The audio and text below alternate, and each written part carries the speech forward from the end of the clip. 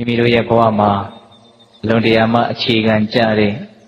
သိစရာလို့ဦးဇင်းတို့ရဲ့စိတ်ထဲမှာယုံကြည်ထားတဲ့အဲ့ဒီအကြောင်းအရာလေးနှစ်ခုနော်မကောင်းမှုကိုမပြုရခြင်းသည်မြတ်တယ်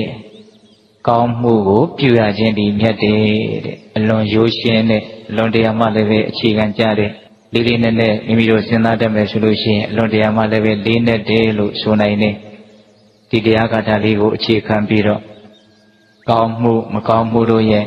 ကောင်းကျိုးဆိုးဖြစ်များကိုအဓိကဒီကနေ့ညမှတ်သားရင်းဖြင့်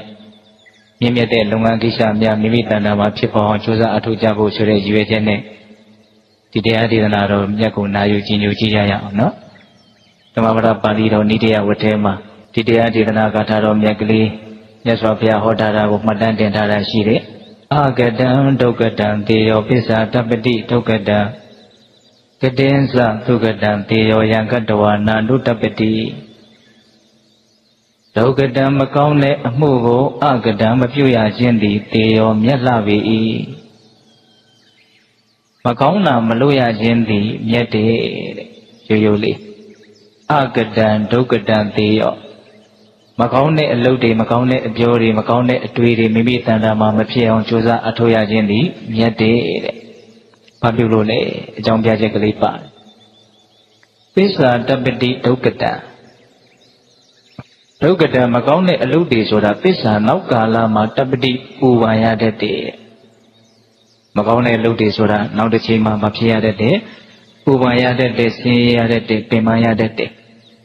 ဒါကြောင့်ပူပန်ခြင်းဆင်းရဲခြင်းရဲ့အကြောင်းတရားဖြစ်တဲ့အဲ့ဒီမကောင်းတဲ့အမှုတွေကိုမလုပ်ဖြစ်အောင်ရှောင်လိုက်နိုင်ခြင်းသည်မြတ်တယ်တဲ့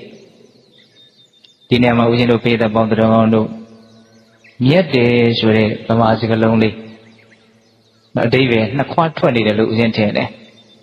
မယုံညံ့ဘူးဆိုတဲ့အဓိပ္ပာယ်တစ်မျိုးမရှုံးနိုင်ဘူးအနိုင်ရတယ်ဆိုတဲ့အဓိပ္ပာယ်တစ်မျိုးမြတ်တယ်ဆိုမှတော့မရှုံးဘူးပေါ့နော်မြတ်တယ်ဆိုမှတော့မယုံညံ့ဘူးပေါ့အဓိပ္ပာယ်ကနှစ်မျိုးရှိတယ်နော်မြင့်မြတ်တယ်ဆိုတဲ့အဓိပ္ပာယ်နိုင်တယ်ဆိုတဲ့အဓိပ္ပာယ်ဒါမိမိရဲ့တဏ္ဍာမှာစိတ်ရဲ့အလိုကိုမလိုက်ဖဲနဲ့ပုထုဇဉ်သဘာဝမကောင်းတာလုပ်ခြင်းစိတ်ပေါက်လာတယ်မကောင်းတာပြောခြင်းစိတ်ပေါက်လာတယ်မဟုတ်တာတွေးခြင်းစိတ်ပေါက်လာတယ်